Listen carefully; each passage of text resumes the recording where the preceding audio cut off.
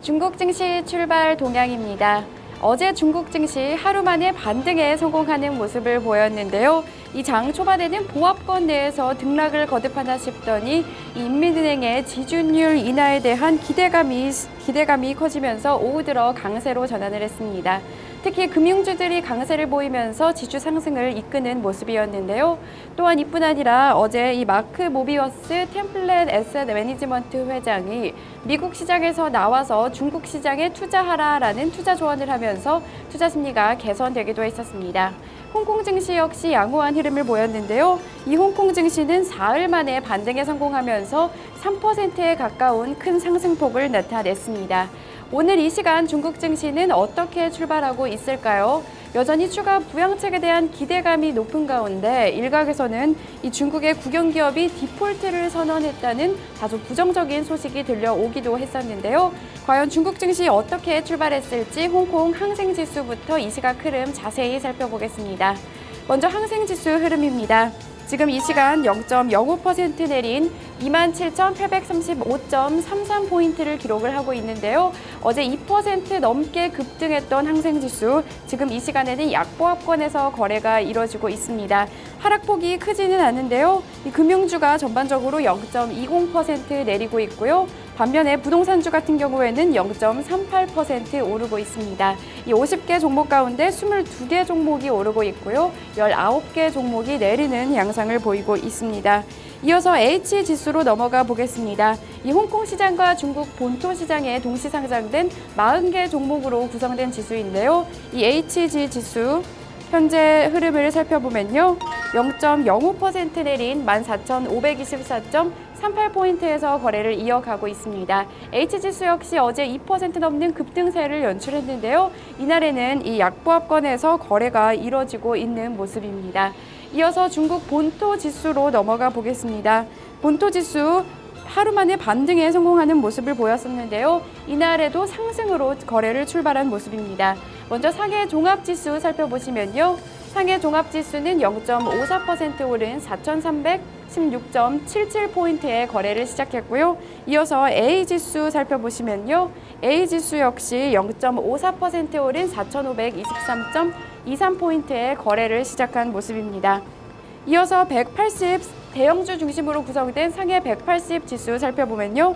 0.44% 오른 1,360.90포인트의 거래를 이어가고 있고요. 마지막으로 중형주 중심으로 구성된 상해 380 지수 살펴보겠습니다.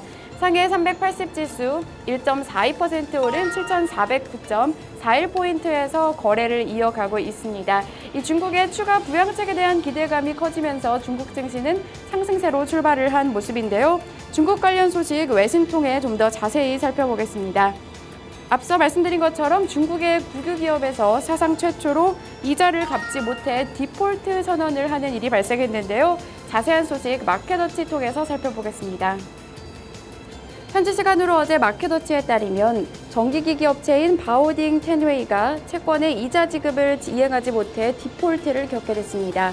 중국의 중앙국제등기결산공사도 이날 바오딩 텐웨이가 15억 위안의 채권에 대한 이자 8,550만 위안을 입금하지 못했다고 밝혔는데요. 중국 국유기업이 디폴트를 선언하는 것은 이번이 처음입니다. 바오딩 텐웨이는 지난 2011년 이후 꾸준히 적자에 시달려 온 바 있는데요. 또한 지난해에는 대체 에너지 투자에서 큰 손실을 입었습니다. 앞서 회사는 지난 16일 8,550만 위안에 이르는 이 채권 이자를 지급하지 못할 수 있다며 이러한 상황에 대해서 미리 공시한 바 있습니다. 하지만 대부분의 전문가들은 중국 정부가 이에 대해 아무런 구제 조치에 나서지 않을 가능성이 크다고 내다보고 있습니다. 지난달 리커창 총리가 기자회견을 통해서 앞으로 개별적인 금융위험 발생을 용인하고 이를 시장화 원칙에 따라 처리할 것이라고 밝힌 바 있기 때문인데요. 따라서 정부가 바오딩 텐웨이를 추가로 지원하지 않고 부도 처리할 가능성이 크다는 전망이 나오고 있습니다. 따라서 시장에서는 연쇄 부도 현상이 일어나는 것이 아니냐는 우려감도 짙어지고 있습니다. 네, 다음 소식 이어서 살펴보겠습니다.